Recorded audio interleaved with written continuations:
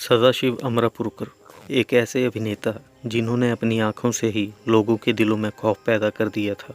वो फिल्मों में अपने विलेन के रोल करने के लिए जाने जाते थे। इसके अलावा वो एक बेहद ही शानदार कॉमेडियन भी थे।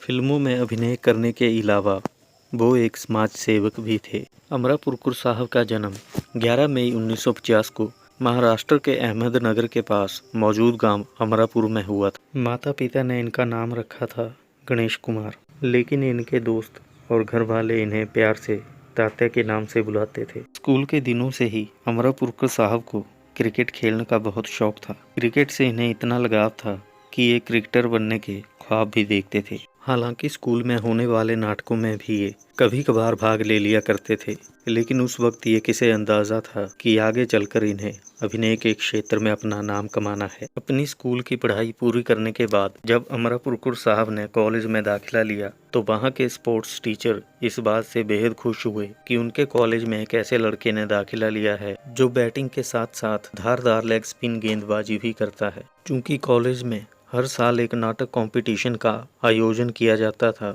तो ऐसे में अमरापुरकर साहब ने भी उसमें हिस्सा लिया। कॉलेज में होने वाले इस नाटक कंपटीशन में स्टूडेंट्स खुद ही नाटक लिखते थे और खुद ही इसे डायरेक्ट करते थे। इस नाटक कंपटीशन में अमरापुरकर साहब को एक कातिल का किरदार मिला था और इन्होंने उस किरदार को इतने शिद्दत से निभाया कि इसके लिए उन्हें अवार्ड भी मिल गया। बस यहीं से गणेश कुमार उर्फ सदाशिव अमरापुरकर साहब की ज़िंदगी ने नई करवट ली। पहले ही नाटक में अवार्ड मिलने के बाद अमरापुरकर साहब को थिएटर में रुचि पैदा हो गई। अब उनका पूरा ध्यान क्रिकेट से हटकर थिएटर पर आ गया। कॉलेज में इन्होंने ढेरों नाटकों में काम किया। बिना केवल नाटकों में अभिनय करते थे बल्कि डायरेक्शन भी किया करते थे और इन्होंने अपना नाम गणेश से बदलकर सदाशिव रख लिया था। इसके साथ ही इन्होंने अपने गांव अमरापुर को भी अपने नाम संग जोड़ लिया और इस तरह से गणेश कुमार बन गए सदाशिव अमरापुरकर।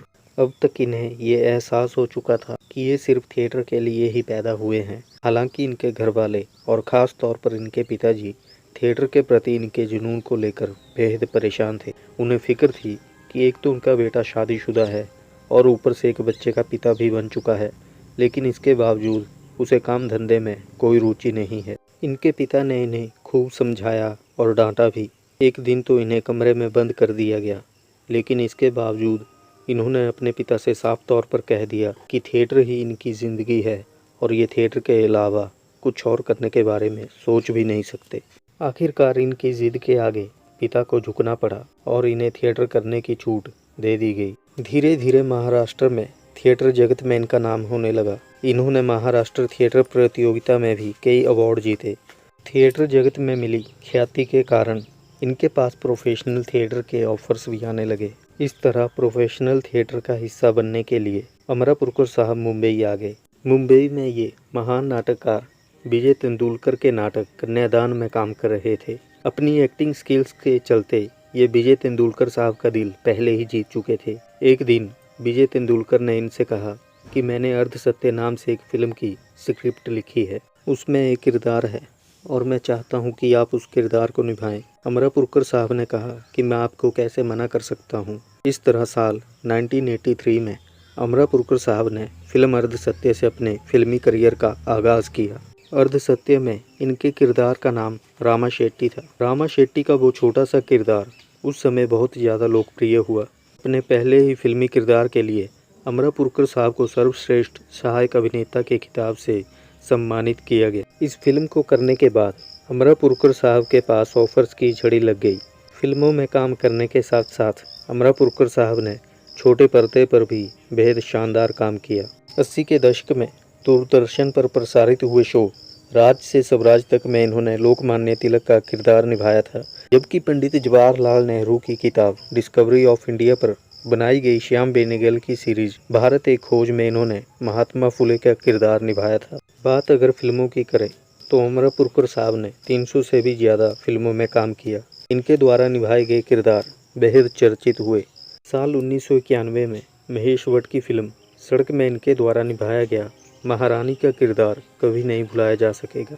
जहां ढेरों फिल्मों में इन्होंने बेहद खतरनाक विलेन के रोल निभाए तो कई फिल्मों में इन्होंने शानदार कॉमेडी भी की और अपनी कॉमिक टाइमिंग से इन्होंने दर्शकों को खूब हंसाया भी।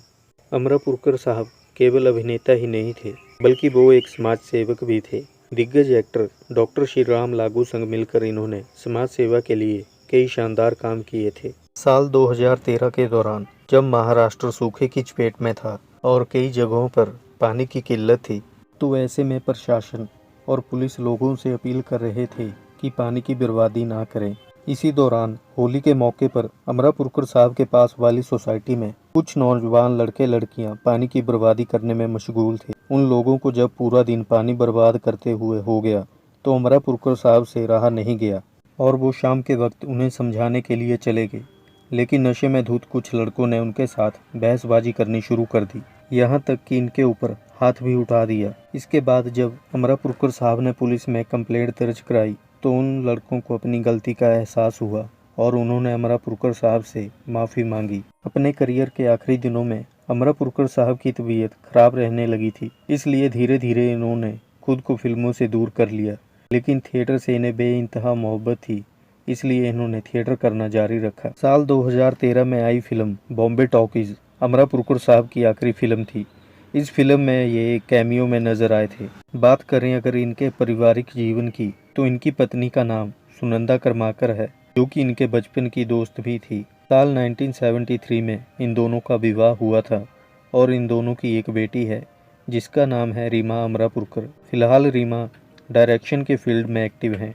अमरापुरकर साहब को फेफड़ों का कैंसर था, जिसके चलते 3 नवंबर 2014 को इलाज के दौरान हॉस्पिटल में इनकी मौत हो गई थी। अपने फिल्मी करियर के दौरान लगभग हर बड़े स्टार के साथ काम कर चुके अमरापुरकर साहब की अंतिम यात्रा में बॉलीवुड से सिर्फ अभिनेता रजा मुराद और डायरेक्टर गोविंद निहलानी ही शामिल हुए, जो कि बेहद ही दुखदाई बात है। हालांकि अमरापुरकर साहब से पहले भी कई अभिनेता ऐसे रहे हैं जिनकी अंतिम यात्रा में बॉलीवुड से सिर्फ नामात्र लोग ही शामिल हुए थे। इस बात से आप अंदाज़ा लगा सकते हैं कि बॉलीवुड भी केवल चढ़ते सूरज को ही सलाम करने में विश्वास रखता है।